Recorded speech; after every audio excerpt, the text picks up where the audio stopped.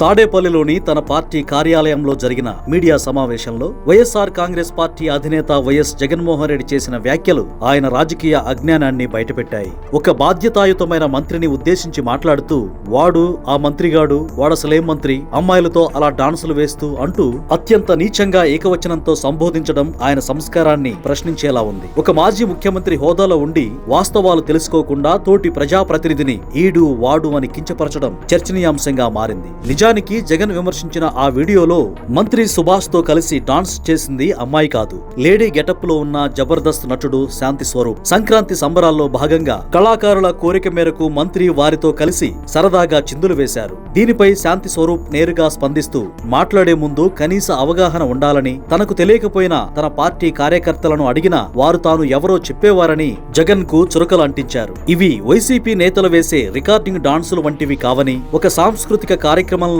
భాగమని స్పష్టం చేస్తూ జగన్ వ్యాఖ్యలను కొట్టిపారేశారు. రిపబ్లిక్ డే వంటి జాతీయ పర్వదినాల్లో కనీసం జెండా ఎగురవేయడానికి కూడా సమయం కేటాయించకుండా ఇలాంటి అర్ధరహిత విమర్శలు చేయడానికి మాత్రం జగన్ తాడేపల్లిలో వాలిపోవడంపై విమర్శలు వెల్లువెత్తుతున్నాయి. గతంలో మాక్ అసెంబ్లీ విషయంలో అంబటి రాంబాబు చేసిన పొరపాట్ల తరహాలోనే ఇప్పుడు జగన్ కూడా ఒక చిన్న నటుడితో బుద్ధి చెప్పించుకునే స్థాయికి దిగజారిపోయారని నెటిజన్లు మండిపడుతున్నారు. వాస్తవాలు తెలియకుండా మాట్లాడి నవ్వుల పాలు కావడం వైసీపీ నేతలకు అలవాటుగా మారిందని ఈ సంఘటన మరోసారి నిరూపించింది.